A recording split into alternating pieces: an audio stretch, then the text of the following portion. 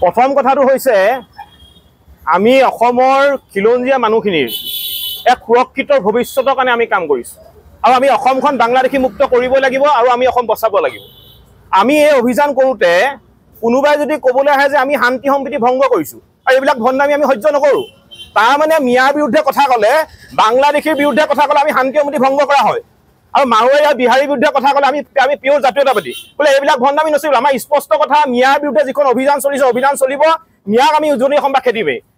আৰু বিধায়ক মহোদয়ে যিটো কথা কৈছে যে আমাক বোলে কোনোবাই কি কৈছে স্পন্সাৰশ্বিপ কৰিছে, কোনে কৰিছে আমাক স্পন্সাৰশ্বিপ? তেওঁ সোধক, তেওঁ সংবাদ মেল দিয়ক, মুখামুখি এটা প্ৰশ্ন কৰক।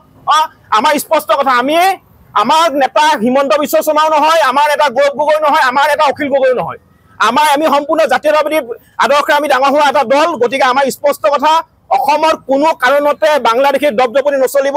অসমত কেৱল মাত্ৰ খিলঞ্জীয়া মানুহৰ প্ৰভুত্ব আধিপত্য থাকিব লাগিব আৰু এইখিনি কাম কৰিবলৈ যাওঁতে যদি কোনোবাই বাধা দিবলৈ আহে আমি তেনে বাধা উপৰাই দিম। কোনো শক্তিয়ে কিন্তু আমাক বাধা দি ৰাখিব নোৱাৰে। এগৰাকী মিয়া কথা ক'ব বিচাৰিছোঁ, আজি মিয়াই অসম পুলিচৰ গাত হাত দিবলৈ সাহস কৰিলে, আজি মিয়াই মুখ্যমন্ত্ৰীক চিৰিয়াছ দিব পৰা হ'ল, তাৰমানে অসমখন কোনফালে গতি কৰিছে। আৰু এই মুহূৰ্তত আমি সেইটো কাৰণে উজনি অসমৰ খিলঞ্জীয়া মানুহৰ ভৱিষ্যতৰ কথা চিন্তা কৰিব লাগিব আৰু চিন্তা কৰি আমি কাম কৰিছোঁ। গতিকে এতিয়া আমাৰ কথা স্পষ্ট, যিসকলে মিয়াৰ সপক্ষে মাত মাতিবলৈ আৰম্ভ কৰিব তেওঁলোককো কিন্তু আমি সোধাই নেৰোঁ।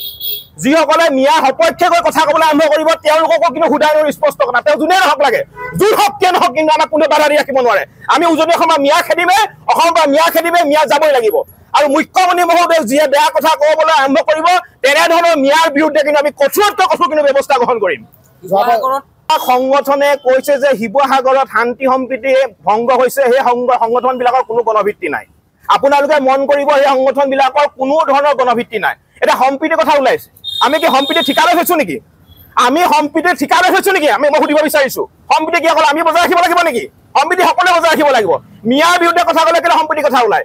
মিয়াৰ বিৰুদ্ধে যেতিয়া আমি কথা কওঁ তেতিয়া সম্প্ৰীতিৰ কথা ওলায়, আৰু মাৰোৱাৰী বিহাৰীৰ বিৰুদ্ধে কথা ক'বলৈ গ'লে তেতিয়া আমি পিয়ৰ জাতীয়তাবাদী হৈ পৰোঁ। গতিকে এইবিলাক ভণ্ডামি নচলিব। আমাৰ স্পষ্ট কথা, মিয়াৰ সপক্ষে যোনে মাত পাতিব তাকো আমি সোধাই নেৰোঁ। আমাৰ স্পষ্ট কথা, উজনি অসমৰ পৰা মিয়া যাবই লাগিব আৰু এই সংগ্ৰাম চলি থাকিব।